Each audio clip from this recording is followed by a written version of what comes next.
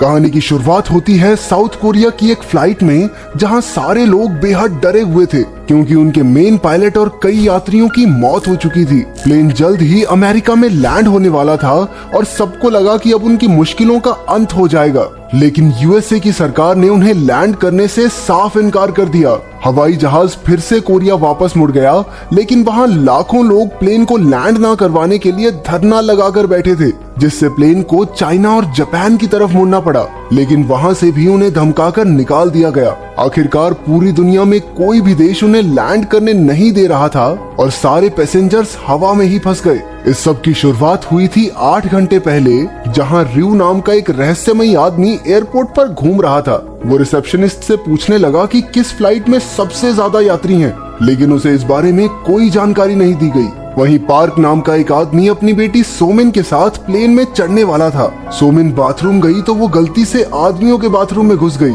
रिू भी उसी बाथरूम में मौजूद था और उसने अपनी बाजू में एक कट लगाकर एक कैप्सूल डाल लिया। इसके बाद उसने घाव को सील लिया और तभी उसे एहसास हुआ कि कोई उसे देख रहा है। तभी पार्क वहां अपनी बेटी को ढूंढता हुआ आ पहुंचा। इसका मतलब सोमिन ही वो लड़की थी जो रिू को छिपकर देख रही थी। उधर इनो नाम का एक पुलिस वाला अपनी पत्नी से बात कर रहा था, जो कि हवाई जाने वाली एक फ्लाइट में चढ़ने वाली थी। बाद में काम पर उसे कुछ बच्चों ने एक वीडियो भेजी जिसमें उनका पड़ोसी एक प्लेन को हाईजैक करने की तैयारी कर रहा था। इनो तुरंत उन बच्चों से मिलने गया और पता चला कि वीडियो वाला आदमी उनका पड़ोसी ही है। इनो और एक दूसरे ऑफिसर ने उस आदमी के घर की तलाशी ली, जहां उन्हें प्लास्टिक में लिपटी हुई एक लाश मिली। उधर एयरपोर्ट पर पार्क रिू और उसकी बेटी से पूछने लगा कि वो कहाँ जा रहे हैं। इससे पार्क गुस्से में आ गया, लेकिन बदकिस्मती से रिू को पता चल गया कि वो दोनों हवाई जा रहे हैं। इसके बाद उसने भी हवाई की एक टिकट ले ली। सिक्योरिटी जांच में उसके बैग से एक डिवाइस निकला, लेकिन वो उसे अस्थमा इनहेलर बताकर बच गया। इसके बाद सारे यात्री प्लेन में बैठ गए। कुछ देर बाद प्लेन चल पड़ा और रिू उठकर बाथरूम की ओर गया। वहां उसने अपने घाव को फिर से खोला और कैप्सूल बाहर निकाल लिया। उस कैप्सूल को उसने अस्थमा इनहेलर में डाल दिया और फिर अपना मुंह ढककर पूरे बाथरूम में अजीब सी चीज छिड़क दी। उधर पोस्टमार्टम रिपोर्ट से इनो को पता चला कि लाश की मौत जहर की वजह से हुई है। वहीं एक ऑफिसर को वीडियो टेप्स मिली जिसमें एक आदमी चूहों से भरे डब्बे में अजीब सा पाउडर डाल रहा था। इसके कुछ ही मिनटों में एक एक करके चूहों के मुंह से खून निकलने लगा और सबके सब मर गए। ऑफिसर्स को एहसास हुआ कि ये पाउडर असल में कोई वायरस ही है, क्योंकि जिन चूहों तक पाउडर नहीं भी पहुंचा वो भी मर गए थे। उस लाश में से भी वही वायरस मिला। उधर प्लेन में रिू बाथरूम से बाहर निकला तो सोमिन बाहर ही खड़ी थी, लेकिन उसके अंदर जाने से पहले ही एक आदमी जल्दी से अंदर घुस गया।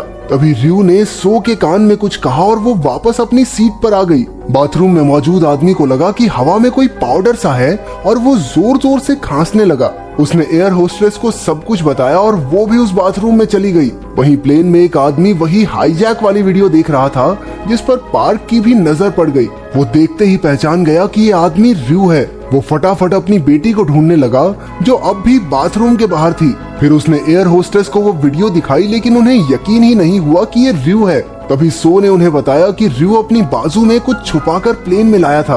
अब भी वो सो के कान में कहकर गया था कि इस प्लेन में सब लोग मरने वाले हैं। फिर एयर होस्टेस ने रिू से उसकी आईडी मांगी, लेकिन वो खुद को एक साइंटिस्ट बताने लगा। उधर इनो बाकी पुलिस वालों के साथ एयरपोर्ट पहुंचा और वीडियो टेप वाले आदमी की आईडी ढूंढने लगा। वो आदमी कोई और नहीं बल्कि रिू ही था। इनो की पत्नी भी उसी प्लेन में थी। ये सोचकर उसका दिल दहल गया। प्लेन में जो आदमी बाथरूम में गया था, उसके शरीर पर छाले पड़ने लगे और उसकी एक आंख फूटकर बाहर आ गई। फिर उसे खून की उल्टी हुई और वो जमीन पर गिर गया। इससे पूरे प्लेन में अफरा तफरी मच गई और एक डॉक्टर ने उसे देखकर बताया कि वो मर चुका है। पार्क ने उसकी मौत का जिम्मेदार रिू को ठहराया। उस प्लेन पर 3 पायलट थे, कैप्टन वॉन, पायलट चॉय और पायलट जैंग। जल्द ही उन्हें भी सारे मामले की खबर पहुंच गई और एयरपोर्ट से भी उन्हें रिू के खिलाफ जानकारी मिली। चॉय ने जाकर देखा कि पार्क और रिू एक दूसरे के खून के प्यासे हो रहे थे और उसने बड़ी मुश्किल से दोनों को छुड़ाया। चॉय ने रिू से उसकी आईडी मांगी तो वो कॉकपिट की तरफ भागने लगा, लेकिन यात्रियों ने उसे दबोच लिया। लेकिन इससे पहले ही उसने स्प्रे निकालकर चारों ओर छिड़क दिया। इसके बाद चॉय ने कैप्टन को बताया कि प्लेन में सब बीमार पड़ रहे हैं। कैप्टन की जान बचाने के लिए चॉय खुद भी बाहर ही रुक गया। उधर सरकारी ऑफिसर्स और इनो की टीम ने छानबीन करके पता लगाया कि रिू ब्रीकॉम नाम की एक कंपनी में काम करता था। लेकिन उस कंपनी ने मदद करने से साफ इनकार कर दिया और कहने लगे कि उनका हाईजैकिंग से कुछ लेना देना नहीं है। अब वक्त बहुत कम था, इसलिए इनो ने कहा कि उन्हें र्यू से स्प्रे की दवाई लेनी चाहिए ताकि बाकी लोगों की जान बच सके। सरकार मान गई और फिर चॉय ने र्यू से बात करनी शुरू की, जिसे सब सुन रहे थे। लेकिन कुछ भी बताने के बजाय र्यू बस यही कहता रहा कि प्लेन पर मौजूद हर इंसान मारा जाएगा। और अचानक उसने भी खून की उल्टी कर दी, यानी कि वो खुद भी वायरस की चपेट में था। तभी प्लेन सीधा नीचे गिरने लगा क्योंकि कैप्टन भी किसी तरह उस वायरस की वजह से मर गया था। अब प्लेन क्रैश होने ही वाला था कि पायलट जैंग कॉकपिट में गया और प्लेन को सीधा करने की कोशिश में लग गया। अचानक क्रैश होने से पहले पार्क ने वहां आकर स्पीड ब्रेकर दबा दिया और किसी तरह प्लेन को बचाया। तब हमें पता चला कि असल में पार्क भी एक पायलट हुआ करता था, लेकिन एक एक्सीडेंट की वजह से उसे नौकरी छोड़नी पड़ी। तभी अचानक से जैंग की हालत बिगड़ने लगी, इसलिए चोई ने प्लेन संभाला। उधर र्यू की मौत हो गई और एक यात्री ने वहां का खौफनाक मंजर रिकॉर्ड करके एक न्यूज चैनल को भेज दिया। इनो को ब्रिकॉम कंपनी पर शक हो रहा था, इसलिए वो उनके ऑफिस में उनके डायरेक्टर से मिलने पहुंचा, लेकिन गार्ड्स ने उसे अंदर घुसने ही नहीं दिया।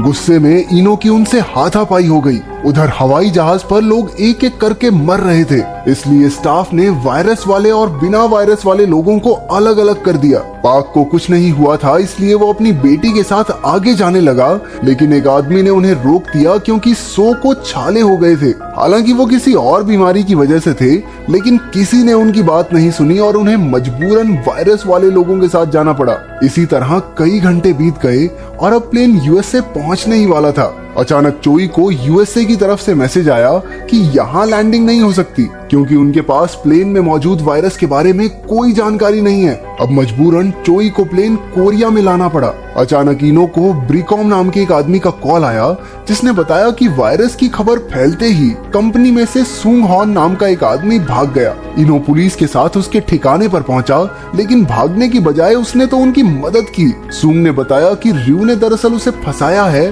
और इस वायरस का नाम है SC1। ब्रिकॉम ने इसे गैर कानूनी तरीके से तैयार करवाया और इसी चक्कर में उनके रिसर्चर्स वायरस की चपेट में आकर मर गए। लेकिन सिर्फ एक रिसर्चर बची, जिसने बताया कि र्यू ने ही सारे रिसर्चर्स में वायरस फैलाया था। कंपनी ने र्यू को काम से निकालकर सारा मामला रफा दफा कर दिया। फिर र्यू ने सुंग को धोखा देकर उससे वायरस का एक सैंपल ले लिया। इसके बाद इनो उस बची हुई रिसर्चर का पता लगाने लगा। उधर प्लेन में पार्क ने बताया कि उसे नौकरी इसलिए छोड़नी पड़ी क्योंकि उसके प्लेन में आग लग गई थी और उसने ऑर्डर्स के खिलाफ इमरजेंसी लैंडिंग की, जिससे सारे यात्री तो बच गए लेकिन 2 एयर होस्टेसेस मारी गई। तभी अचानक चोई को भी खून की उल्टियां होने लगी, जिसका मतलब ये था कि अब हवाई जहाज पार्क को ही संभालना होगा। कुछ घंटों बाद इनो उस रिसर्चर से मिला और उसने वो वायरस तुरंत पहचान लिया। तभी सरकार को खबर मिल गई कि ब्रिकॉम के पास वायरस की वैक्सीन है और वो कंपनी पर वैक्सीन देने का दबाव बनाने लगे। आखिरकार कंपनी ने कहा कि वो सबको मुफ्त में वैक्सीन देंगे।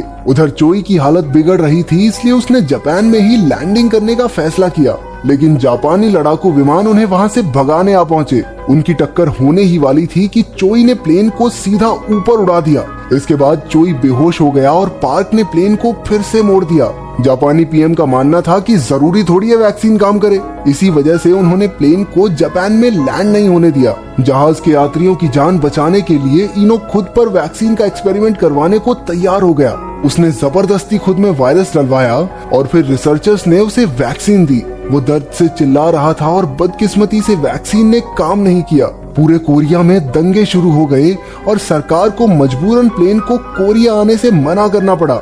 इसकी खबर प्लेन में मौजूद यात्रियों को पहुंची और आखिरकार पूरी धरती पर लोगों की जान बचाने के लिए वो सब खुद को कुर्बान करने को तैयार हो गए। पार्क ने कंट्रोल टावर में मैसेज भेजकर कहा कि अब वो लोग लैंड नहीं करेंगे और फिर उसने सारे रेडियो कनेक्शंस काट दिए। जल्द ही सभी यात्रियों ने अपने घर वालों को कॉल करके एक आखिरी बार अलविदा कह दिया और प्लेन समुंदर की ओर बढ़ चला। अचानक इनो बेहोशी से उठा, यानी कि वैक्सीन ने काम करना शुरू कर दिया था। बिना वक्त गवाए उन लोगों ने प्लेन को वापस बुलाने की कोशिश की, लेकिन कोई कांटेक्ट नहीं हो पाया। आखिरकार उन्होंने यात्रियों के परिवार वालों को उन्हें कॉल करने को कहा, ये तरकीब काम कर गई और वैक्सीन की खबर सुनते ही प्लेन पर मौजूद सभी लोग खुशी से झूमने लगे। अब प्लेन फिर से लैंडिंग के लिए तैयार था, लेकिन उसका फ्यूल खत्म होने ही वाला था। प्लेन के क्रैश होने की एक बहुत बड़ी संभावना थी, लेकिन ऐन मौके पर पार्क ने अपनी काबिलियत से प्लेन को गोल घुमाकर स्पीड कम कर दी और आखिरकार प्लेन लैंड हो गया।